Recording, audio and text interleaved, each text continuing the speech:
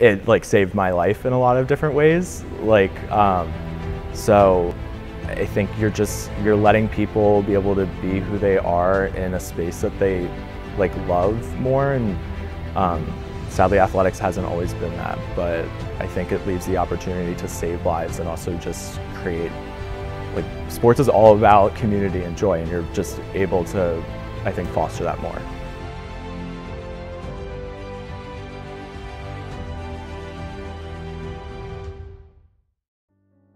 To win the NCAA LGBTQ Student Athlete of the Year award is really just solidification, I think, of all the hard work that I've done over the past 4 or 5 years, both in the pool, out of the pool, mentally and emotionally. It's been a really hard journey at times. Hopkins can really push you to the brink, especially being a student athlete. But I feel like it's just kind of a really great way to end my career here at Hopkins. So what inspired you to get so involved while you were here?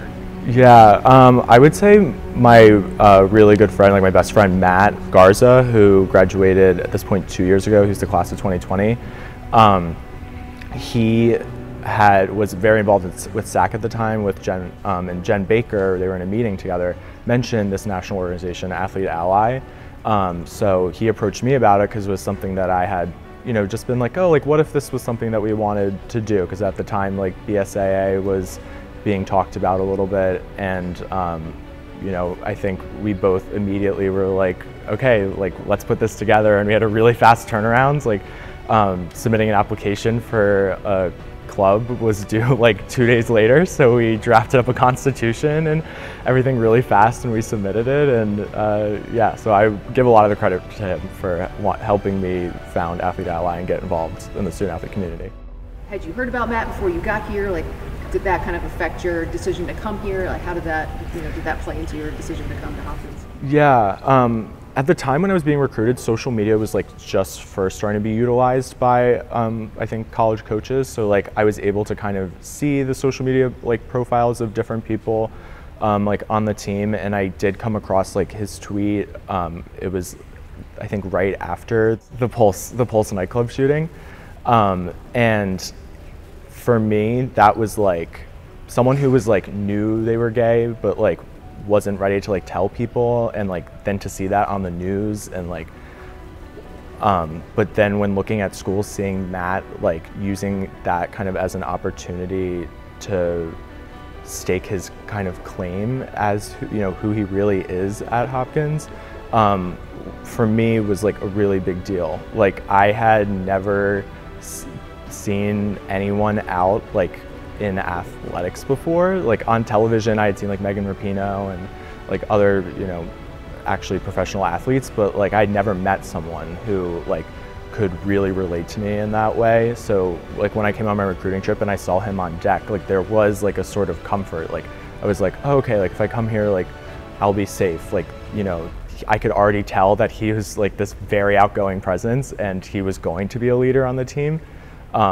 So it definitely made me feel like, okay, like this could be home for the next 4 years. You've talked about wanting to make this a safe space, and how important it clearly is important to you. Why is that important to you to be in an inclusive environment and create that safe space? Yeah. So I think like inclusivity is the most important issue that athletics is dealing with right now. It just allows everyone to like achieve and fulfill their potential to an even larger degree. And for me personally, like I think without always knowing that there was, in some of my darkest moments, like knowing that I had Matt Garza and like other friends who like always left that safe space for me, like I quite literally like wouldn't be here today. Like it like saved my life in a lot of different ways. Like so I think you're letting people be able to be who they are in a space that they like love more. And sadly, athletics hasn't always been that, but I think it leaves the opportunity to save lives and also just create, like, sports is all about community and joy, and you're just able to, I think, foster that more. If you could go back and tell your 18-year-old self about your time at Hopkins, what would you tell yourself? I think just that everything's gonna be fine. My college decision process was hard, and I always kind of had doubts in my mind, as like, even though I loved like the team and I loved like Scott, and at the time Nick was an assistant coach, Nick Cherias, like I really like loved them both a lot. I wasn't always like 100% sure, but just like for me, as someone who like worries about all the potential outcomes like all the time, like just knowing everything's gonna be fine, and that like I wouldn't have to like hide this part of myself like forever, and that like it's not just something that people will like kind of view as who I am, but like in this case like celebrate it, is like I think more than I could have ever dreamed of like at the time at like 18 years old. So you have a couple months left till you graduate, and then out in the world, is there something that you haven't done or that you'd still like to accomplish before you graduate? I just really want to be able to like hold on to every moment and recognize the impact on me.